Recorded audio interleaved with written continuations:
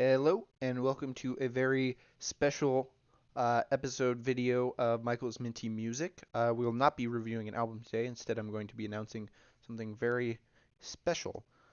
It is the Minty Music Bracket, where you get to decide what artist I listen to next. I've collected 16 artists that I'm interested in listening to, and I've put them all in a big bracket and I've sort of paired them up based on the general time period and music style that they made.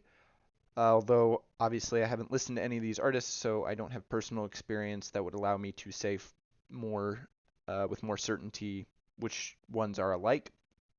But whichever one wins in the end uh, will be the artist I will listen to all of their albums for the next few weeks after the bracket finishes, and the bracket's going to take about 4 weeks. First one's going to be polls 1 through 8, so just the first tier. The second one's going to be 9, 10, 11, 12. Then 13, 14 will be week 3, and then 15 will be week 4. And then I'll do a final winner announcement video. And I might go over some of the artists' albums and how many albums they have and stuff like that. But after that, I'll listen to and review all of that artist's albums. So this week, there's a Google. This week we have 8 polls, obviously.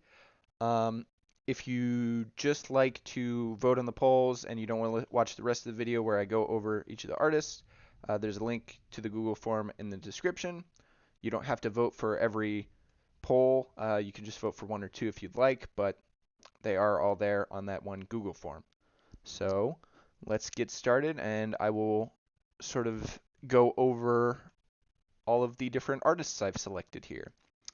Poll number 1 is Fall Out Boy versus Maroon 5, and they are both sort of 2000s to 2010s pop rock bands.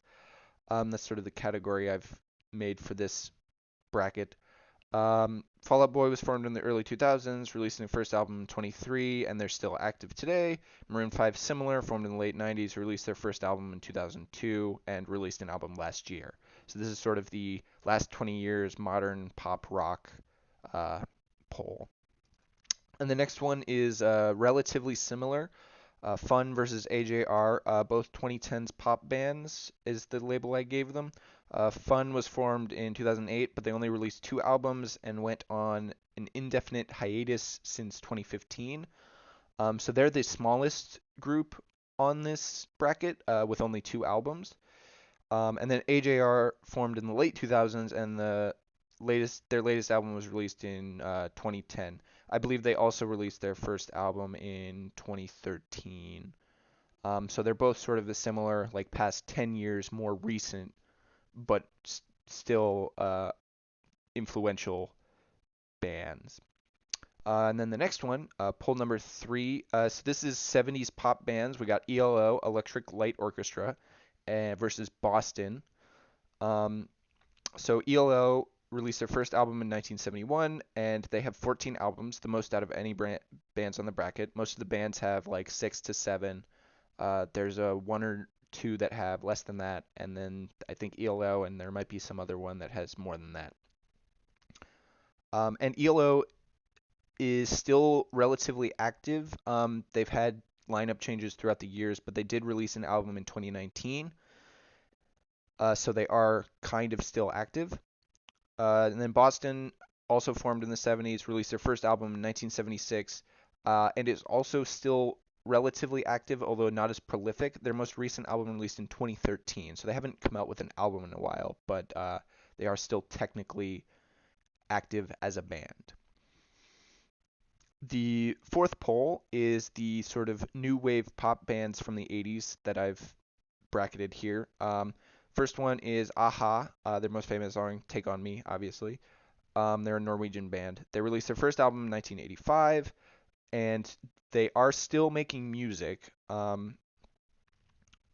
lot of it was not popular outside of their home country, so they haven't really been relevant outside there since then, but they are still making music, and their latest album is scheduled to come out October this year. In contrast, Eurythmics released their first album in 1981 and released their last album in 1999. And after that, they sort of separated. Both of the two members of Eurythmics went on to do sort of solo stuff. So that's what's currently going on with them. Number five is sort of classic rock bands. Led Zeppelin versus the Velvet Underground. Led Zeppelin was formed in the late 1960s, released their first album in 1969. Their last album was released in 1979, and the group disbanded following the tragic death of their drummer John Bonham, unfortunately. Um, and then the Velvet Underground was formed in the early 60s, released their first album in 1967, and their last album was released in 1973, in which the group broke up to work on solo careers. Poll number six is the Cars versus the Clash. Both 80s rock bands is what I've labeled them. So the Cars was formed in the late 70s with their first album releasing in 1978, and then between 1988 and 2010 they took a 20-year hiatus, and then they released another album in 2011 but broke up shortly after. So they're basically from 1978 to 1988. And then The Clash was formed in the late 70s as well, with their first album releasing in 1977, and they released their last album in 1985 and broke up shortly after. Poll number seven is more 80s pop rock bands, although Guns N' Roses is more 90s, but it's not a perfect matchup. Dire Straits versus Guns N' Roses. So Dire Straits was formed in the late 70s with their first album in 1978, and then their last album was released in 1991 with the group disbanding shortly after. And then Guns N' Roses was formed in the mid 80s with their first album releasing in 1987. And their most recent album was released in 2008, and the group is still potentially active, but they've gone through a lot of sort of internal issues and lineup changes, so it's unknown whether they're going to come out with more music or not.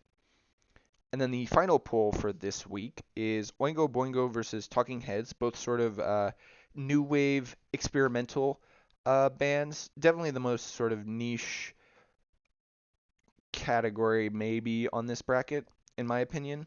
So Oingo Boingo was formed in the late 70s with their first album releasing in 1981, and their last album was released in 1994 with the group disbanding shortly after. They're probably the least well-known band on this bracket. I would suggest going over their YouTube channel and checking them out. And then Talking Heads was formed in the mid-70s with their first album releasing in 1977 and their last album releasing in 1988 with the group disbanding in 1991. And after that, they went on to go to their own sort of solo careers. So go vote now on with the Google form in the description. I'll also put in the description links to all of the artists, or I think that's on the Google form. On the Google form, there's links to all the artists' YouTube channels, so you can check out their music. Most of the artists are pretty well known, although there are some niche ones on here. And obviously, you don't have to vote for every poll. This is going to be the biggest video of all of these bracket videos because I have to show all of them. But as we get into it, it'll become more and more intense. And obviously, there's a bracket image on the Google form, so you can check that out and sort of make that what you want. And feel free to predict who you think is going to win, or if you want someone to win, tell your friends and family and whatever to try to vote and hype up that band.